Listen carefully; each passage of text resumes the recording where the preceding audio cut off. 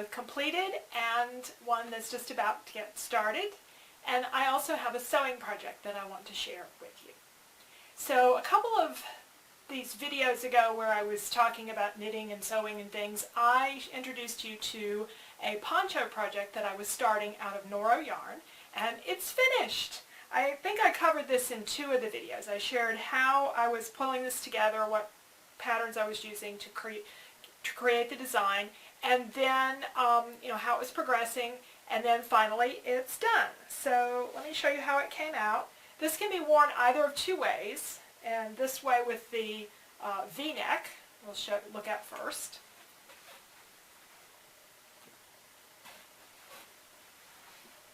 And then later on I'll show you the other way that it can be worn.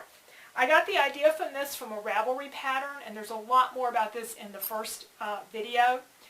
I did not buy the pattern. It looked like, to me, it was just a rectangle with a split in the middle to create the neckline. So I don't know for sure if that's what that design did, but that's the way I made mine. And I'll show you a picture of it when it was laid out to be blocked. And you can see from this that I'm not obsessive about blocking. I just wet the garment, lay it out. Sometimes I pin it, sometimes I don't. In this case, I didn't really need to. I just sort of spread out this lace design on the edge, and it laid nicely, and I didn't really have to do anything to hold it in place. It did block out a little bit larger, about 2 to 3 inches wider, and about 2 inches longer than I had originally planned. I didn't mind for it, especially to be longer, because I thought I had it a little bit short. Wider, I wouldn't have minded if I'd had it a little smaller than this, but I think this is still a good size for me. I wanted this to be sort of a summery weight poncho, and knowing that in North Carolina that typically means I would not wear it in probably mid-June through August. This year it started out being really warm early in the spring, and now it's been really cool. So one of these days when we get out and go more places, I might get to wear it. We are in a phase 2 where we can go out to restaurants and retail and stuff, but my husband and I are still really nervous about it, and we're not doing too much going out right now. So I don't know when I'll get to wear this, but I will. I think the yarn is great. It's a very light yarn. It has a lot of cotton and silk in it. It did up beautifully. So the designs were from Barbara Walker's Knitting Treasury books for the lace and for this design in the middle. I didn't buy that pattern because I wanted something lacy on the side, and I want something narrower in the middle than what she did. So I was really just putting together my own designs anyway. But I'm really, really pleased with how it came out. When it blocked, this area flattened quite a bit, and I think the original knitting was, I liked it a little bit better, but you can see the lace design much better once it was blocked, and this certainly looks better blocked out.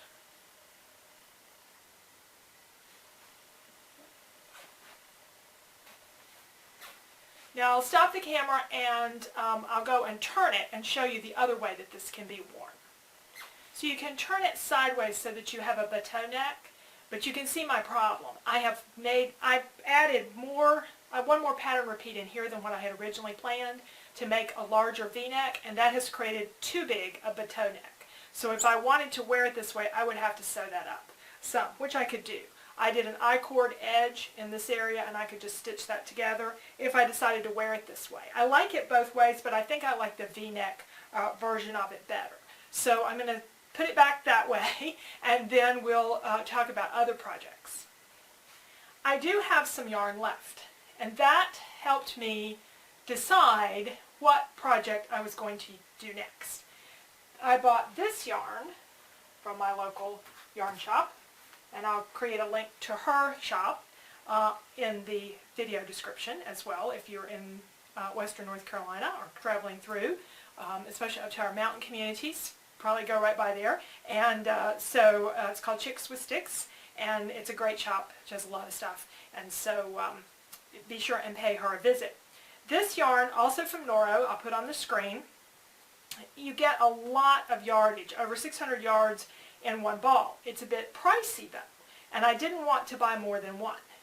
It took me forever to decide what to do with this ball of yarn, because I had this, and one of the reasons I bought this, besides the fact it's just beautiful, is it's a similar makeup to the yarn from this sweater. And this is a bit embarrassing. This is how my yarn looks that's left of the sweater. It started coming unraveled, and I was able to finish the poncho without rolling it up. And the reason I left it in this unraveled mess is because what I'm probably going to do, if I combine it with this, is I'm only going to want to use the bright blue and the teal.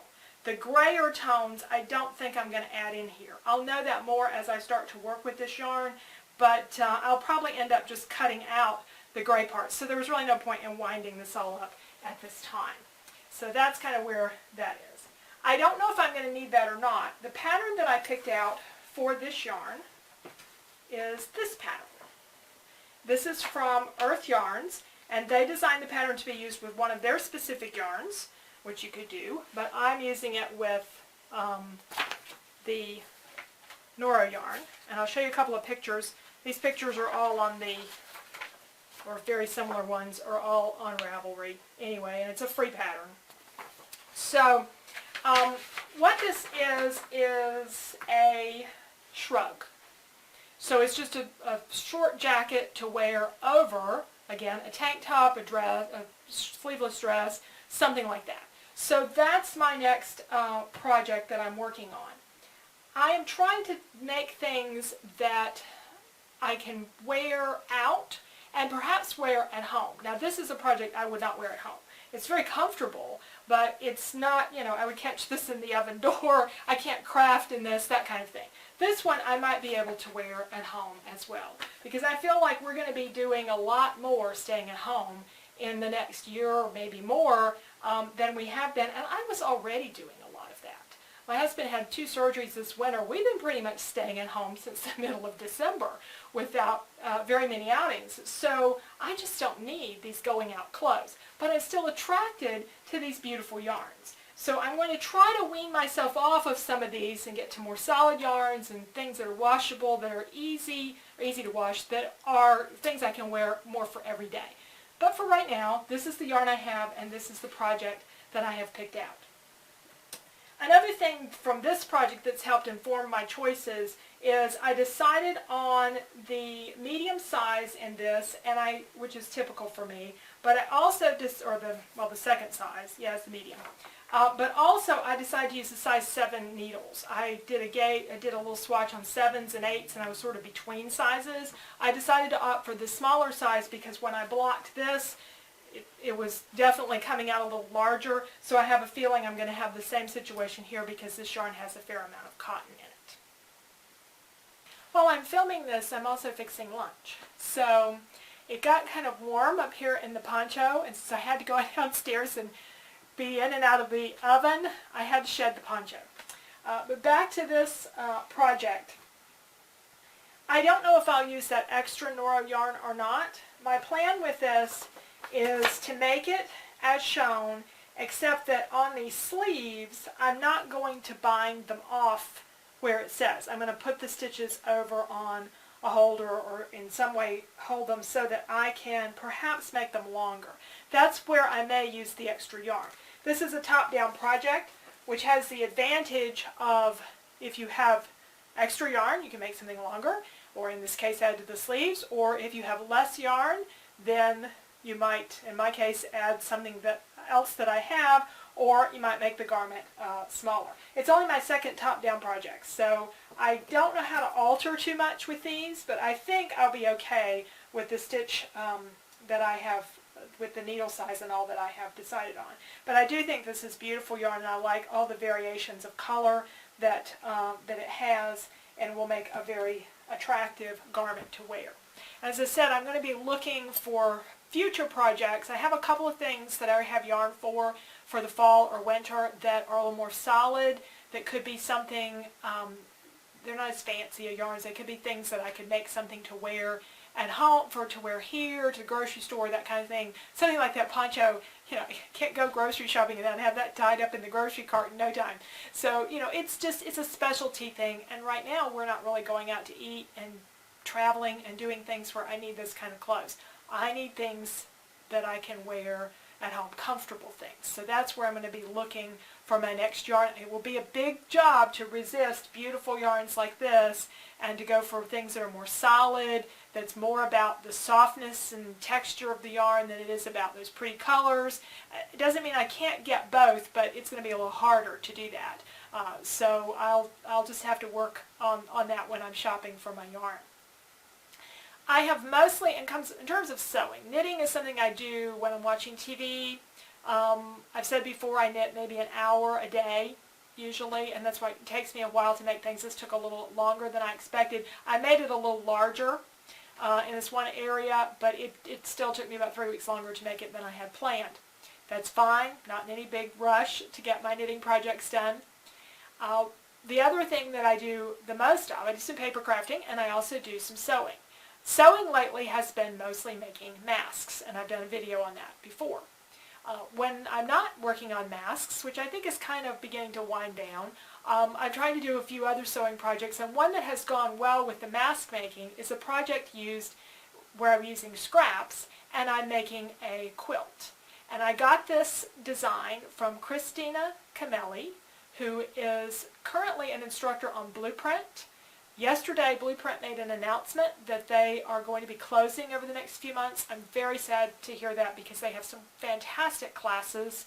And so if you already use Blueprint, you probably feel the same way I do, and they'll have to address how they're going to let us keep the classes that we've already purchased.